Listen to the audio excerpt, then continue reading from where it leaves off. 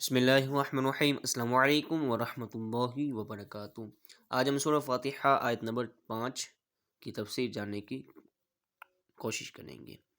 اللہ تبارک و تعالیٰ قرآن کریم فرقان حمید میں ارشاد فرماتا ہے اہدنا الصراط المستقیم۔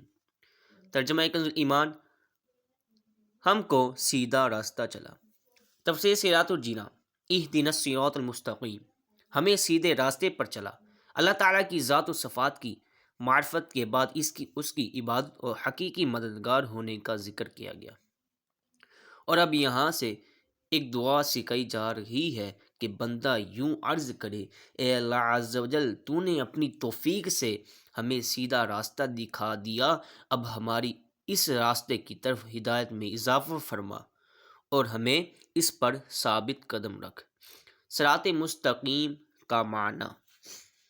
صراط مستقیم سے مراد عقائد کا سیدھا راستہ ہے جس پر تمام انبیاء کرام علیہ الصلاۃ والسلام چلے، یا اس سے مراد اسلام کا سیدھا راستہ ہے جس پر صحابہ کرام رضی اللہ تعالی عنہم، بزرگان دین، اولیاء اعظام رحمۃ اللہ تعالی علیہم چلے، جیسا کہ اگلی آیت میں موجود بھی ہے، اور یہ راستہ اہل سنت کا ہے کہ آج تک اولیاء کرام رحمۃ اللہ تعالی علیہم صرف اسی مسلک کے اہل سنت میں گزرے ہیں، اور اللہ تعالی نے انہیں انہی کے راستے پر چلنے اور انہی کے ساتھ ہونے کا فرمایا ہے۔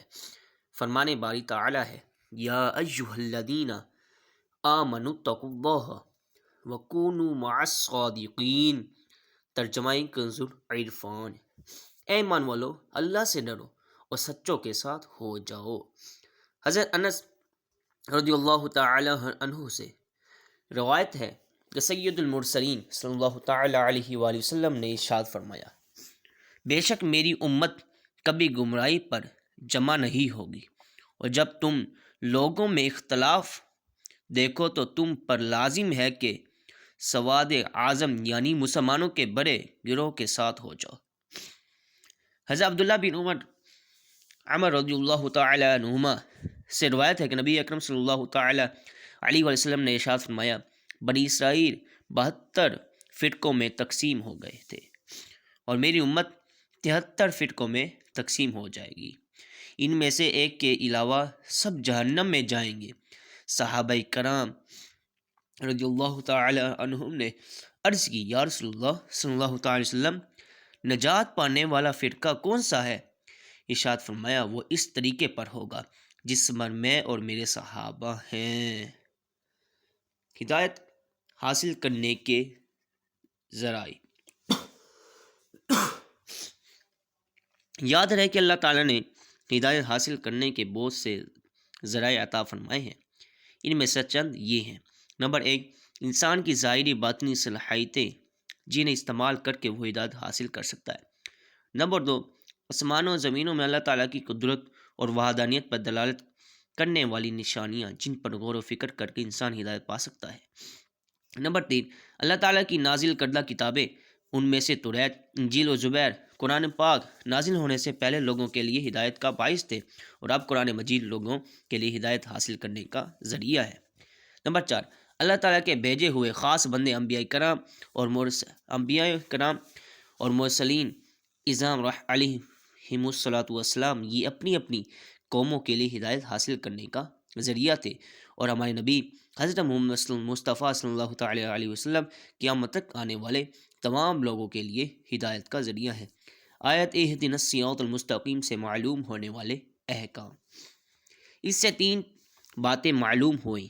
نمبر 1، ہر مسلمان کو اللہ تعالیٰ سے سیدھے راستے پر ثابت قدمی کی دعا مانگنی چاہیے، کیونکہ سیدھا راستہ منزل مقصود تک پہنچا دیتا ہے، اور ٹیڑھا راستہ مقصود تک نہیں پہنچاتا۔ اللہ تعالیٰ ارشاد فرماتا ہے کہ عقل والے اس طرح دعا مانگتے ہیں، ربنا لا تزغ قلوبنا بعد اذ ہدیتنا وہب لنا من لدنک رحمۃ انک انت الوہاب۔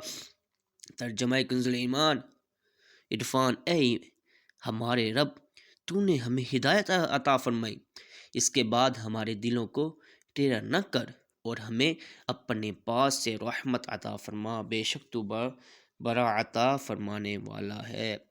حضرت انس رضی اللہ تعالی عنہ فرماتے ہیں حضور پنو صلی اللہ تعالی وسلم کثرت سے یہ دعا فرمایا کرتے تھے، یا مقلب القلوب ثبت قلبی علی دینک، اے دلوں کو پھیرنے والے میرے دل کو اپنے دین پر ثابت قدم رکھ۔ تو میں نے عرض کی یا رسول اللہ صلی اللہ تعالی وسلم، ہم آپ پر اور جو کچھ آپ لائے ہیں اس پر ایمان رکھتے ہیں، تو کیا آپ کو ہمارے بارے میں کوئی خوف ہے؟ حضور اقدس صلی اللہ تعالی علیہ وآلہ وسلم نے ارشاد فرمایا، ہاں بے شک دل اللہ تعالیٰ کی شان کے لائق اس کی انگلیوں میں سے دو انگلیوں کے درمیان ہے، اور وہ جسے چاہتا ہے انہیں پھیر دیتا ہے۔ عبادت کرنے کے بعد بندوں کو دعا میں مشغول ہونا چاہیے۔ نمبر 3، صرف اپنے لیے دعا نہیں مانگنی چاہیے بلکہ سب مسلمانوں کے لیے دعا مانگنی چاہیے، کہ اس طرح دعا زیادہ قبول اور مقبول یعنی جلدی قبول ہوتی ہے۔ صلو علی الحبیب صلی اللہ تعالی علی محمد صلی اللہ تعالی وسلم۔